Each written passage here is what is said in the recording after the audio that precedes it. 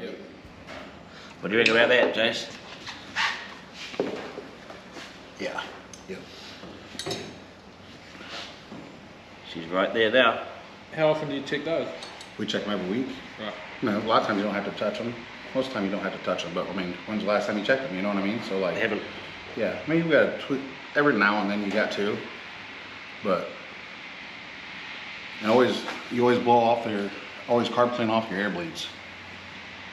Them, make sure you carb clean them every week, because if they get a little bit of dirt or anything in them, it definitely won't be near as crisp. So we always shoot them, brake clean or carb clean every week. We always shoot them. I mean, a lot of times we do it right up the track, you know, because you got to fill it up. You got to fill it up every time you get there. No. Huh? Okay, yeah, we do. Don't know. Yeah, it usually don't take much. It usually don't take much. You know what I'm saying?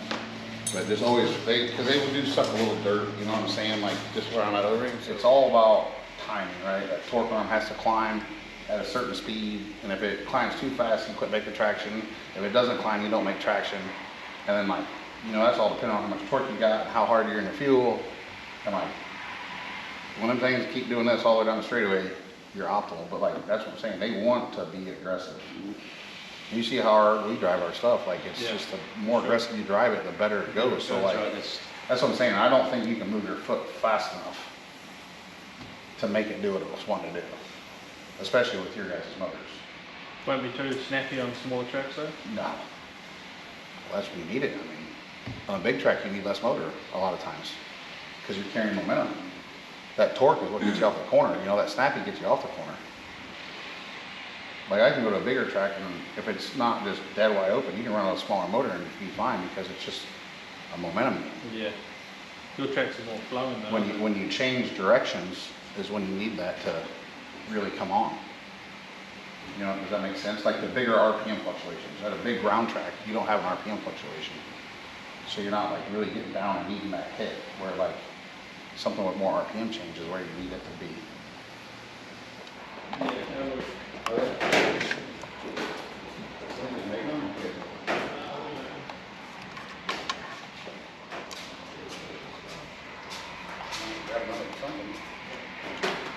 What do you think about this? How much more do you want? I've just put that pin in at the moment. I feel like that's pretty good. Okay, now we want to take this right up, do we? Yeah, definitely take that So up. is that 7/16, I think. yeah, Got it, yeah. got a couple there. Was it an Allen key or? I thought it was.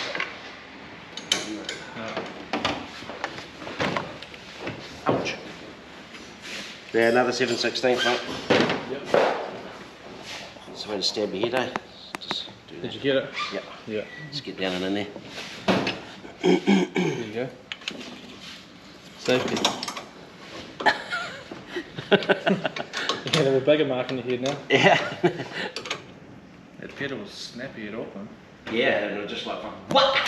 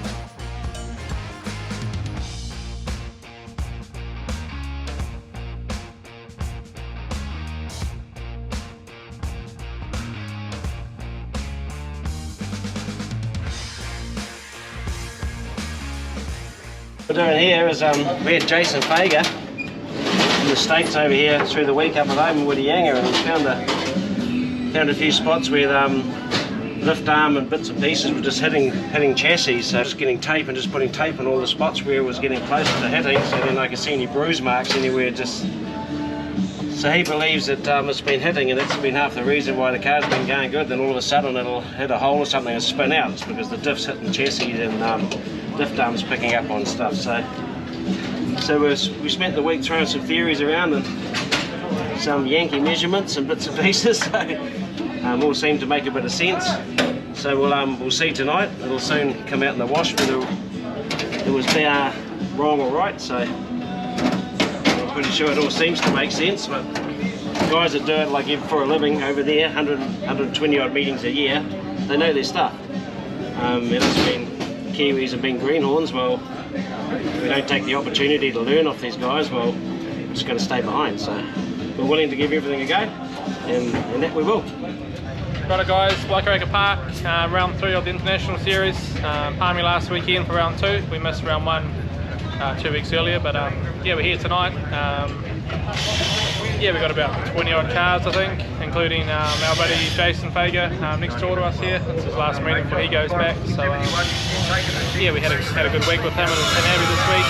Bit of fishing, bit of golf, so stay tuned to next week or the next couple of weeks. We'll have a video about that. But yeah, tonight we've got 2 heats and a feature and a pole show from the top 6 to 8 cars as well. So that'll be good. Our heat's going up shortly. Track's pretty heavy at the moment, but yeah, I'm sure it's going to be a good night. So we made quite a few changes during the week with Jason. He obviously races for a living and raced for 20 plus years. So yeah, we got a bit of knowledge from him. Going to try a few things out. Some might work, some might not, but it's that sort of time in the season to try a few things. So yeah, we'll see how we go.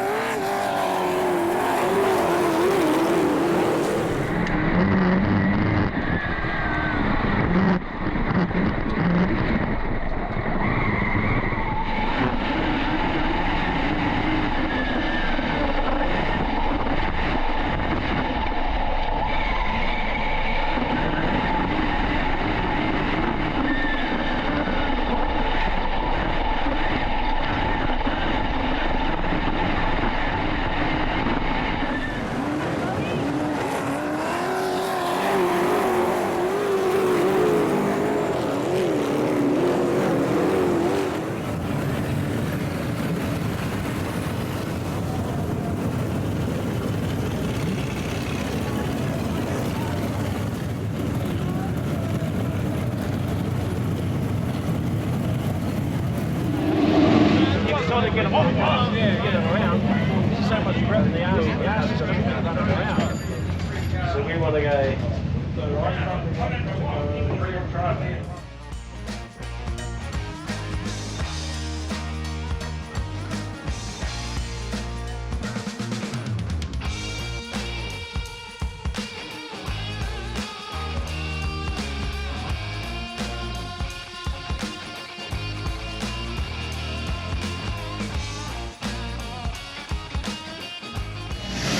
Yeah, pretty happy with it. Yeah, I didn't know what to expect out there, but yeah, I think it was in a positive direction. Alright, you got to jack up now, you got the front tyres off it. What's this chemical complete? Just making a few truck changes. Boys are doing a few things from the rear, and obviously seems beaten on the front quite a bit on the track, so we just cleaned a bit of mud out and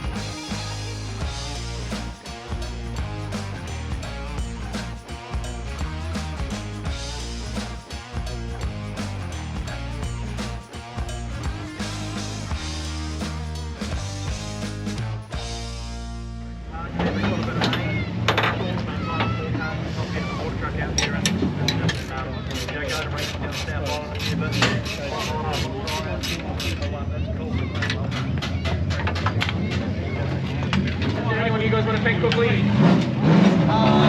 Flowing, but it's not a flowing race. Like you say, Dad, it's just easy with what we do.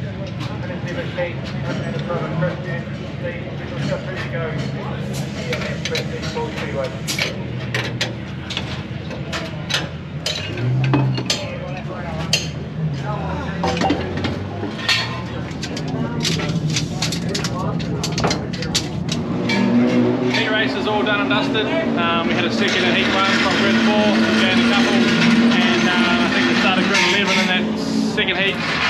We got to about 8, so we gained a couple in there. Just missed the top 6 pole shuffle, so we'll start the feature, which is 25 laps. We'll start that off grid 8. So yeah, pretty good, pretty happy with that. Some of the changes have been good, some haven't, as we sort of maybe expected. So we've just made a few more fine-tuning little things there, just to get back to maybe what we do a little bit more before coming into tonight. So yeah, nothing major, but yeah, overall pretty happy. Track's not too bad, a little bit rough in places, but yeah, a bit of character, so it's not a bad thing. So yeah, 25 laps, we're up shortly, and yeah, let's see where we can get up.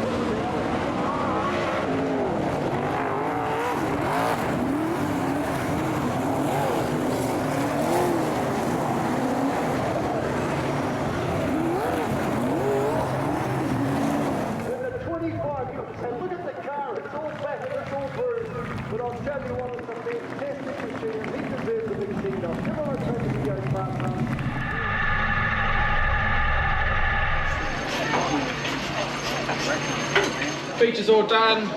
We brought it home with the top 6, so really happy with that. He had a good battle there with Grant Flynn in front of us, and then Steve Flynn was sort of behind us as well. So yeah, we were able to sort of run the top mainly.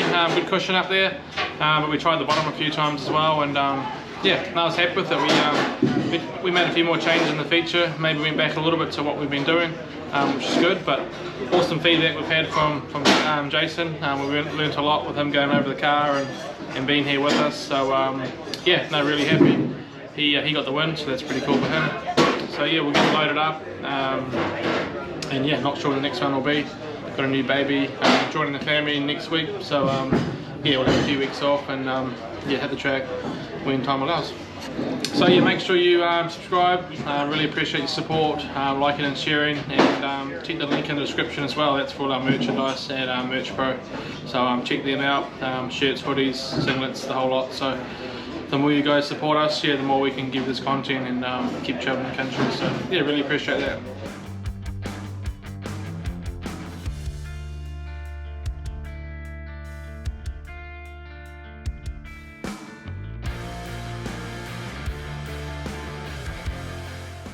Raced at Waikaraka Park last night. Then on the way home, we just Karen and I were in the van towing, and she just noticed something in her side mirror. Thought a tyre was on fire. What it ended up being, we just about had a total meltdown. See, the generator over here, as you see on the generator caught fire, and she was just a big fireball. She's bowed all the panelling of the trailer, melted all our gear. Just managed to get the generator out before the car caught on fire. And we had a lot of methanol drums. They actually had holes in them and stuff like that. They were the empty ones. Actually, the full methanol jug stayed intact. Thank Christ. But short of that, she's just a hell of a mess. So as you can probably see here, the car is normally black, but if you can see like how much, I don't know if you can see that, but that's all just black fire soot. So we're very lucky that we didn't lose the car with it, because the fire was right, the generator was burning right here, about here in the trailer. So if our plastic here had caught fire, there would have been no stopping it. Our fire extinguisher was inside the trailer, we didn't have one in the tow wagon. So I sort of burnt my hands in bits and pieces trying to get the generator out, which we had to do, otherwise it wasn't going to be good. Our methanol drums, this was an empty one, so she burst, she'd done the bubble, but it was dead empty. These ones here were full, which, oh, there's another empty one. You can see the black soot on it. It's another half full one, so we're very lucky that we didn't end up with a big. Probably a minute later and she would have been a different story. She was pretty well going.